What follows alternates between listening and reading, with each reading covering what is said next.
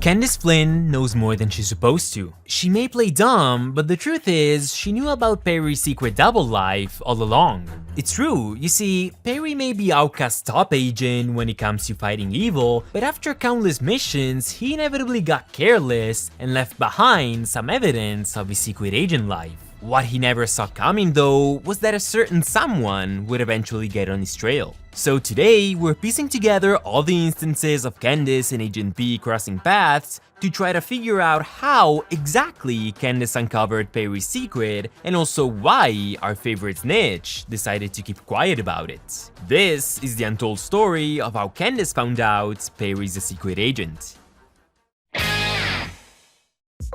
The tri-state area is home to hundreds of animal agents who disguise themselves as mindless domestic pets and secretly sneak away every day to face the many evils lurking in town, be it pharmacists, clowns, or the other evil scientists of Love Muffin. We know that if and when an agent's cover is blown, they're forcibly relocated for the safety of their host family and they're forbidden from ever seeing them again. However, sometimes AUCA, the organization without a cool acronym, resorts to an alternative solution, which involves erasing the memories of the host family members who discovered the pet's secret. So this makes it impossible for someone to know their own pet's secret identity without forcing AUCA to relocate the agent. But what if someone knew without AUCA finding out? Well, this seems to be the case for Candace, for she ran into Agent P several times over the course of the summer and eventually connected all the dots, and AUCA still doesn't suspect a thing. Of course, Stacy too knows very well about Perry's secret, but there's not much to theorize there. Doof and Perry literally burst into her house, and thanks to a technicality, Stacy convinced Perry not to erase her memory. With Candace instead, the reveal was not so sudden. Candace came across the first piece of the puzzle back in Season 1's episode, The Ballad of Badbeard. Cue the episode's theme song. Arg, arg, arg, arg, this is the Ballad of Badbeard. That's it? Well, I didn't say it was much of a song, but still, Candace and her brothers are taking a hike with their grandparents, and when Grandpa Clyde starts explaining how to be safe on the trail, he brings up the danger of the orange moss, which appears to cause wild and intense hallucinations. Even though no one in their right mind would take their grandchildren to a place like that, where the risk of hallucinating is off the charts, Candace touches the orange moss and starts losing her mind. As that happens, she spots Perry wearing his fedora, and when she sees him taking orders from Monogram from some device, she correctly assumes he's a secret agent. Then, she accidentally follows him to Dr. Doofenshmirtz's new hideout, where she doesn't only witness his encounter with Doof, but she also takes part in it. She fortunately frees Perry from his trap, and less fortunately for Doof, she activates the self-destruct sequence of the hideout. Perry darts off with Candace, fleeing from the crumbling lair, and then takes her back to her brothers as if nothing happened.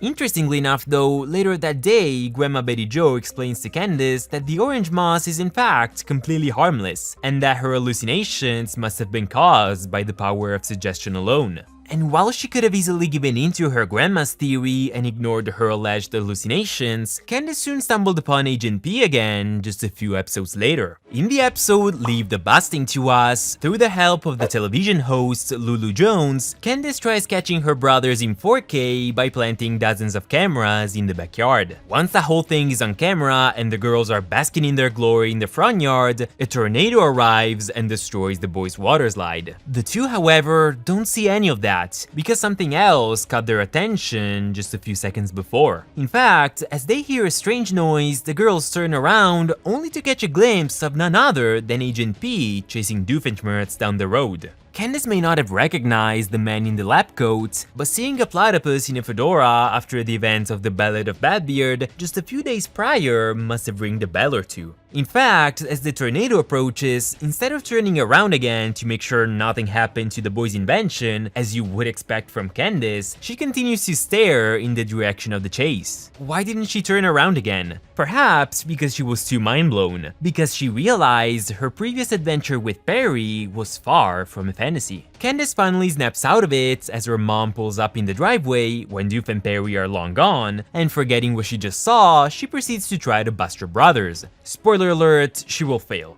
I'd say the evidence is mounting, although 2 times hardly establishes a pattern. Candace might think she's just seeing things. However, this is just the beginning, for a few days later, Candace will get even closer to the truth once her brother's teleportation device causes her and Perry to switch bodies. We're talking about the episode Does This Duck Bill Make Me Look Fat? Although the episode mainly focused on Perry's side of the story as he had to fight Doofenshmirtz in Candace's body, I'd like you guys to focus on Candace in Perry's body instead. Why? Because she had all the evidence she needed right under her nose. Or should I say, under her fur. Let me ask you, where does Perry keep his fedora? They showed us plenty of times that he simply keeps it on his person. I don't know where precisely he keeps it, although Reddit has some interesting theories, but shouldn't Candace have come across it while she was in his body? Maybe he didn't have it when they swapped bodies, fine. Then what about all the other hidden gadgets and devices that cover every square inch of the platypus's body at all times? The remote to access his lair, a grappling gun, a crossbow, a suitcase containing cheese, another one containing whistles, an age accelerator proof suit, fake feet, or even just the race communicator that's covered by his fur. You can't tell me Candace didn't feel or notice any of those gadgets. And I mean, she was in someone else's body, sure, so that must feel weird and all, but you should still be able to tell apart your body from the objects it touches, especially if there's plenty of them, and some of these are pretty heavy. But if you're still skeptical, there's evidence that on that day, Candace did find at least one of the gadgets we've just mentioned. But we'll get to it in a second. You start thinking about what gadget that might be. In the meantime, let's move on to season 2, where things get even more interesting, as the episode Wizard of Oz proves Candace managed to put all the pieces together just perfectly.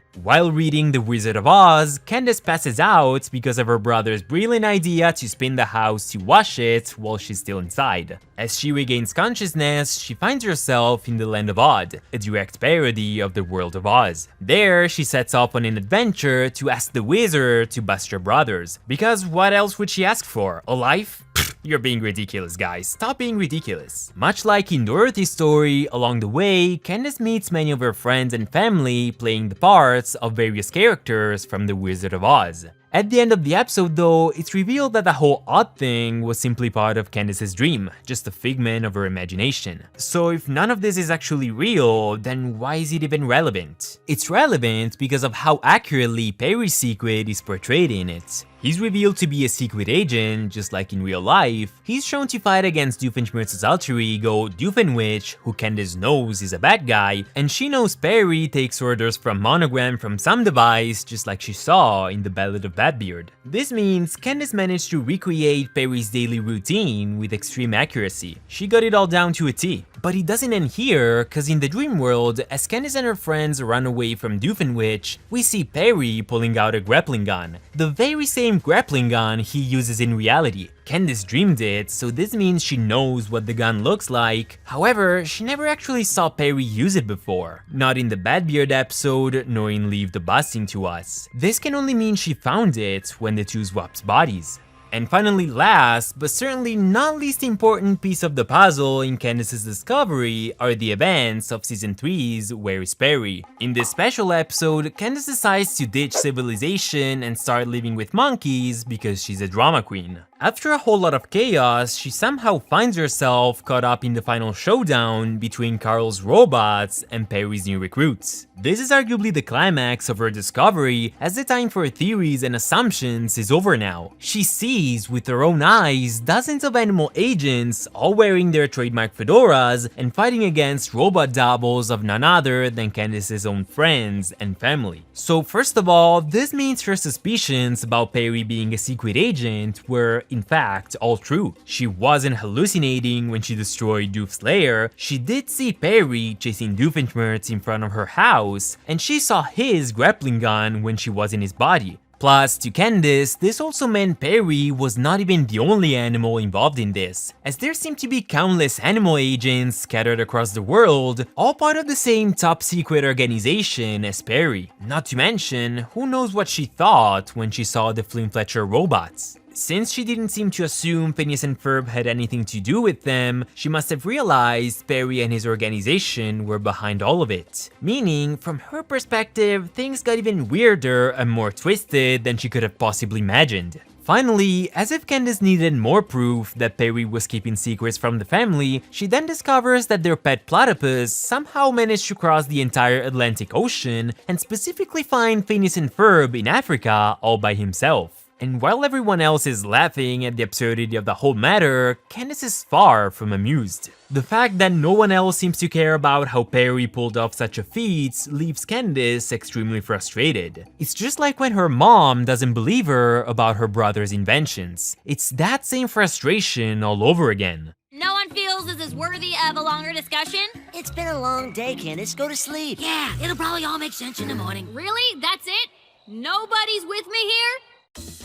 So the obvious question at this point is, why isn't Candace telling her family what she knows? Now, she's clearly unaware of the consequences of Auka finding out a member of Perry's family knows he's a secret agent. She couldn't possibly know that. So it's not like she keeps this under wraps for the good of her family so that Perry can stay with them or something. No, you can scratch that. Instead, just like she wants to expose her brothers, we could assume she wants to do the same with Perry. But given how her mom already mocks her for her crazy stories about Phineas and Ferb's doings, just imagine what people, and especially Linda, would think of her if she also started ranting about their platypus being a secret agent. Everyone already thinks Candace is crazy, so if she tried exposing Perry, her parents would definitely send her to a nut house. So it's possible that she's waiting for the right moment to reveal what she knows, but not before she has tangible evidence, just so she doesn't sound completely insane. Perhaps she's been investigating on her own the entire time and we never realized it.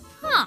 Where do you think Perry goes every day, Stace? However, I also suppose we could see this matter from a completely different angle. Perhaps Candace knows it all, but probably does not care about Perry's double life to the point of doing something about it. And given Candace's obsessive personality, this seems more than plausible. We've seen countless times now how, when she has her mind set on something, she just narrows her focus and ignores everything else happening around her. So why not? She might be too focused on busting her brothers to even care about Perry. But let me know your thoughts on this. Why do you think Candace hasn't revealed the truth yet? Does she mean to expose Perry, or does she not care about his secret enough? Let me know in the comments. One final matter we should mention before we wrap up this video is, does Agent P himself know Candace is all caught up with his secret? And if he does, isn't he worried Candace will spill the beans? After all, he was right next to Candace in her tent when she realized she didn't hallucinate at all, and he wasn't too far away when she fought the Flynn Fletcher robots either, so there's a pretty good chance he knows.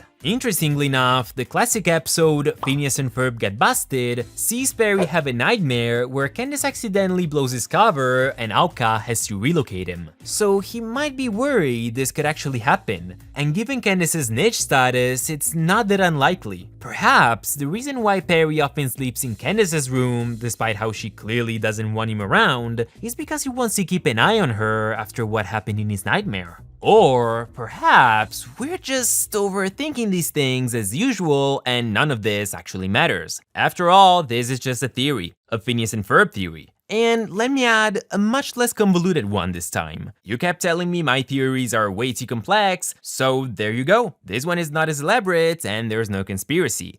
For now. If you have some more theories you would want me to dive into in the future, just let me know in the comments down below. But regardless, I really hope you enjoyed the video as much as I enjoyed making it, and I guess I will see you guys next time. Ciao!